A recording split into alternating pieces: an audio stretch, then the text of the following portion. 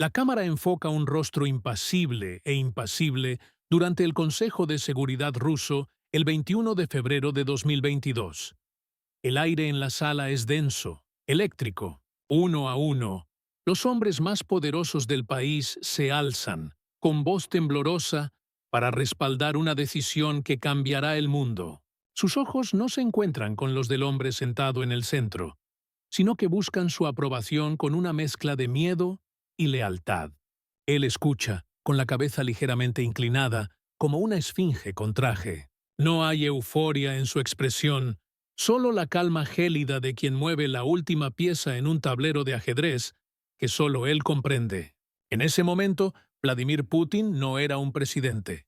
Era la encarnación de una fuerza histórica ineludible. Como un espía de bajo rango de la KGB, aparentemente olvidado por la historia en las ruinas de Alemania Oriental, se convirtió en el arquitecto de un nuevo y peligroso juego geopolítico, dispuesto a arriesgarlo todo. ¿Qué lo impulsa realmente? ¿Es el cálculo frío, un trauma histórico o algo mucho más oscuro y personal? Al final de este viaje, ya no verás a un político, sino el patrón psicológico oculto que gobierna cada uno de sus movimientos, desde las violentas calles de Leningrado hasta los estériles pasillos del Kremlin. Para descifrar a Putin, debemos ahondar en tres capas de su psique, tres actos que definen al hombre tras la máscara del poder. Primero, desenterraremos la herida narcisista de una superpotencia humillada, el trauma colectivo que se convirtió en su trauma personal y forjó su espíritu de lucha. A continuación, diseccionaremos el despiadado manual de operaciones del KGB, el código de conducta que internalizó y transformó en su principal herramienta para navegar y dominar el caos. Y, finalmente, presenciaremos cómo su ascenso al poder absoluto lo aisló en una fortaleza psicológica, un lugar solitario donde la línea entre protector y destructor se volvió peligrosamente delgada. Cada capa revela una parte del enigma y juntas conforman el retrato psicológico del maestro del juego a sangre fría.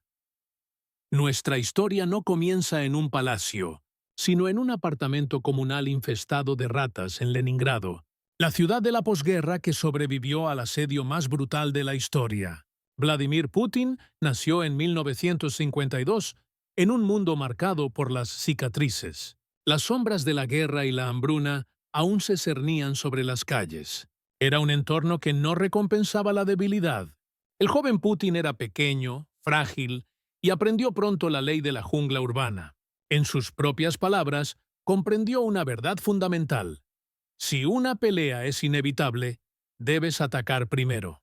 Esto no es solo un eslogan, es la piedra angular de su psique, un principio reactivo forjado en la necesidad de supervivencia, que más tarde se convertiría en una doctrina de política exterior. La calle no fue su escuela, fue su laboratorio psicológico. Allí aprendió a leer las intenciones, a enmascarar sus propias emociones y a proyectar una fuerza superior a la suya.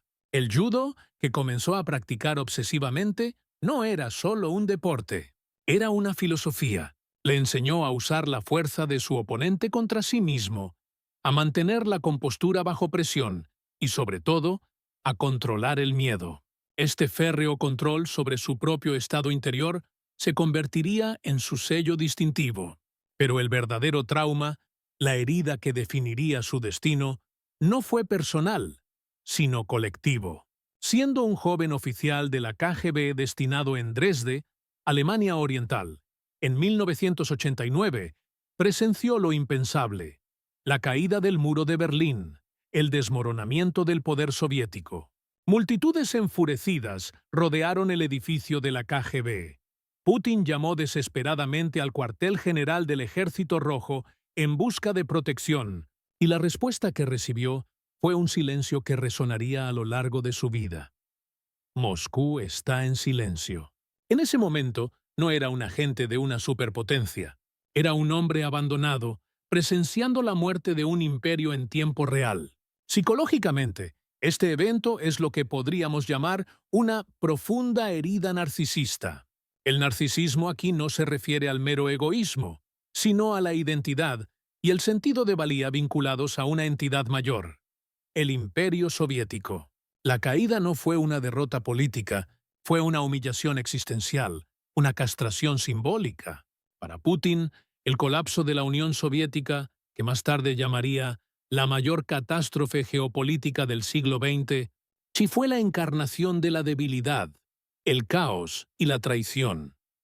La silenciosa promesa que se hizo a sí mismo en aquellas ruinas humeantes no se trataba solo de reconstruir un país. Se trataba de restaurar el orgullo y el orden, de garantizar que Moscú nunca más guardara silencio cuando él lo llamara. Este es el modelo original de su voluntad de poder. Una reacción visceral a la humillación, una búsqueda incansable para revertir la historia y exorcizar el espectro de la debilidad. Con su alma forjada en el fuego de la humillación imperial, Putin regresó a una Rusia caótica y desorientada en la década de 1990. El país estaba siendo saqueado, vendido a oligarcas y potencias extranjeras. Para la mayoría, era el fin de la historia. Para Putin, era el entorno operativo perfecto. El caos es el terreno fértil para el hombre entrenado en el orden y la manipulación.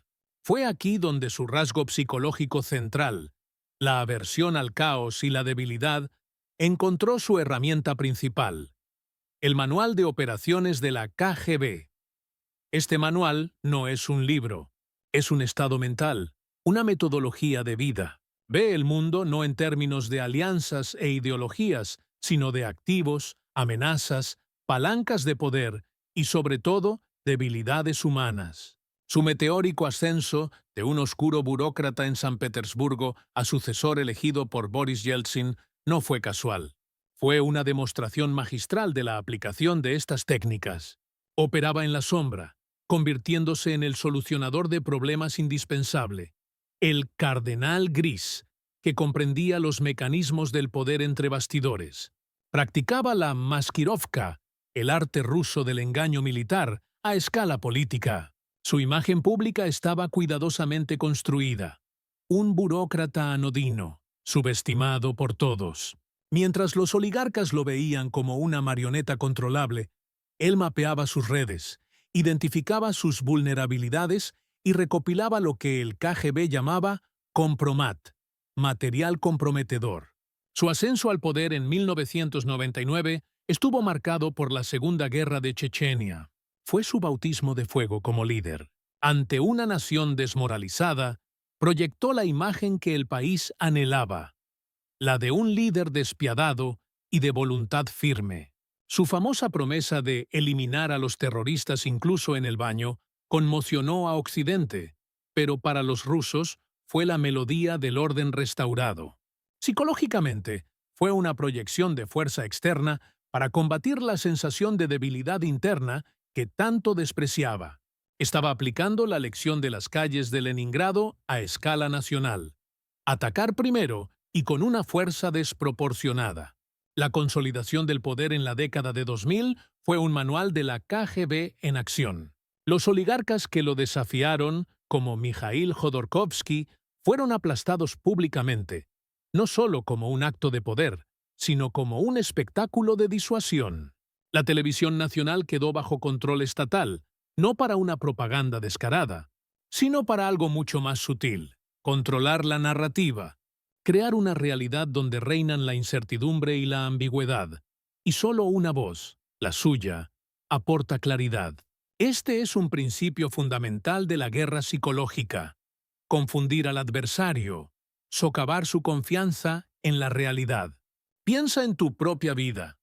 ¿Alguna vez has visto a alguien usar el silencio y la ambigüedad como herramienta de poder, ya sea en el trabajo o en las relaciones personales? Deja tu historia en los comentarios. Esta capacidad de crear una niebla de incertidumbre, de nunca revelar toda la trama, es puro espionaje. Él no gobierna por decreto, sino por sugerencia, por amenaza implícita, por miedo a lo que podría sucedió. Convirtió a Rusia en un reflejo de su propia mente, opaca, controlada y peligrosamente impredecible. El poder absoluto, como dice el dicho, corrompe absolutamente. Pero psicológicamente no solo corrompe, aísla. Y el aislamiento es terreno fértil para la paranoia y la manifestación de la sombra. La sombra, en el concepto del psicólogo Carl Jung, es la parte de nosotros mismos que reprimimos, nuestros miedos, inseguridades e impulsos más oscuros. Para Vladimir Putin, la sombra es el espectro de debilidad, caos y humillación que presenció en Dresde. Durante 2 décadas, luchó por mantener esta sombra encadenada, proyectando una imagen de fuerza y estabilidad. Pero cuanto más tiempo se permanece en el poder, más se convierte el mundo exterior en un eco de la propia mente. El círculo íntimo se reduce. Las voces disidentes son silenciadas, no solo en la sociedad, sino también dentro del propio proceso de toma de decisiones. Las famosas imágenes de Putin en mesas absurdamente largas, físicamente distantes de sus propios ministros, no son solo precauciones sanitarias, son una metáfora perfecta de su creciente aislamiento psicológico. Se ha convertido en el único intérprete de la realidad. Y cuando esto sucede, la sombra empieza a susurrar, transformando la cautela en paranoia, la confianza en mesianismo. El mundo exterior deja de ser un espacio de cooperación para convertirse en un tablero de ajedrez de amenazas existenciales. La expansión de la OTAN ya no es vista como una maniobra geopolítica por otras naciones, sino como un acto de agresión personal, una repetición del asedio al edificio de la KGB en Dresde, pero a escala continental. Las revoluciones de color en los países vecinos no son expresiones de voluntad popular, sino operaciones de la CIA diseñadas para derrocarlo. Aquí entramos en el territorio de lo que algunos psicólogos políticos llaman narcisismo maligno. Es una peligrosa combinación de narcisismo, comportamiento antisocial, paranoia y agresión. La empatía se disuelve. Otros países y sus líderes dejan de ser entidades con intereses legítimos propios y se convierten en peones en su juego o en obstáculos que hay que eliminar. La dualidad de Putin se hace patente. Para su público nacional es el soberano Ruskik, el reunificador de las tierras rusas, el restaurador de la dignidad nacional, una figura casi paternal y protectora. Pero para el mundo exterior, la sombra se cierne sobre él. La anexión de Crimea en 2014 fue el primer gran rugido de esta sombra. Fue una operación clásica de la KGB, rápida, sigilosa, negable, explotando la debilidad y la vacilación del adversario. La intervención en Siria fue otra demostración. Una audaz maniobra para llenar el vacío de poder dejado por Occidente, demostrando que Rusia había regresado como un actor global indispensable. Pero la invasión a gran escala de Ucrania en 2022 fue diferente. Fue la sombra tomando el control total del Estado. No fue una acción fría y calculada de un espía. Fue una cruzada emocional, impulsada por años de resentimiento reprimido, una visión paranoica del mundo y un sentido del destino histórico. Fue el acto final de un hombre que se había fusionado por completo con su personaje de salvador nacional, un hombre convencido de que solo él podía enmendar los errores de la historia y exorcizar los demonios de la humillación de 1991. Construyó una fortaleza para proteger a Rusia, pero terminó prisionero de ella.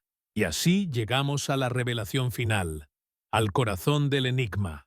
La pregunta central era, ¿qué impulsa realmente a Vladimir Putin? La respuesta no reside en una sola cosa, sino en una reacción psicológica en cadena, una oscura trinidad que se refuerza a sí misma. La herida original de la humillación en Dresde creó una obsesión visceral por restaurar la fuerza y el orden, la promesa de no volver a ser víctima de la historia. Esta obsesión encontró su arma perfecta en el Manual de Operaciones del KGB, un conjunto de herramientas que transformó la política, la economía y la guerra en una partida de ajedrez clandestina, donde el engaño y la explotación de la debilidad son las reglas fundamentales. Y finalmente, el poder absoluto y el aislamiento crónico actuaron como amplificador, transformando la obsesión en una misión mesiánica y la desconfianza en una profunda paranoia. La sombra reprimida de la debilidad y el caos se volvió tan insoportable que necesitó proyectarla al mundo exterior y atacarla. Vladimir Putin, por lo tanto, no es un simple estratega geopolítico. Es el fantasma de la Unión Soviética en un solo cuerpo. Es la encarnación de un trauma nacional sin resolver. Un hombre cuyo viaje personal desde la oscuridad hasta el poder absoluto refleja la narrativa que desea para su país. De la humillación a la gloria, del caos al orden férreo. La invasión de Ucrania no fue, en esencia, un acto de agresión contra un vecino. Fue un acto de guerra contra el tiempo mismo. Fue un intento brutal y desesperado de borrar la humillación de 1991, de reescribir el final de la Guerra Fría y de destruir el mundo que surgió de las cenizas del imperio al que juró servir. Está librando una batalla no solo por territorio, sino por la realidad misma, intentando moldear el siglo XXI con la mentalidad de un espía de la Guerra Fría, prisionero de una fortaleza de resentimientos pasados. La historia de Vladimir Putin es un oscuro y poderoso recordatorio de que un hombre puede convertirse en prisionero de la misma fortaleza que construyó para protegerse. Sus acciones, vistas desde una perspectiva psicológica, nos enseñan una lección universal sobre la naturaleza del poder y el trauma. Revelan cómo las heridas no sanadas de una nación pueden encarnarse en un líder, y cómo la lucha de un hombre por enmendar el pasado puede llevar al mundo a un futuro peligroso. Cuando un líder confunde sus cicatrices personales con el destino de millones, éstas inevitablemente reaparecen, dibujadas en el mapa mundial con dolor y conflicto. Si esta profunda mirada a la mente de uno de los líderes más enigmáticos de nuestro tiempo te ha dado una nueva perspectiva, dale a me gusta para que nuestro trabajo llegue a más personas y suscríbete a nuestro canal para no perderte nuestras futuras investigaciones sobre las fuerzas psicológicas que moldean nuestro mundo. Y ya que estamos explorando las mentes que reescriben las reglas del poder, haz clic en el video que se está reproduciendo, donde profundizamos en la psicología de otra figura compleja que desafía el statu quo global. Verás que los patrones se repiten de forma aterradora.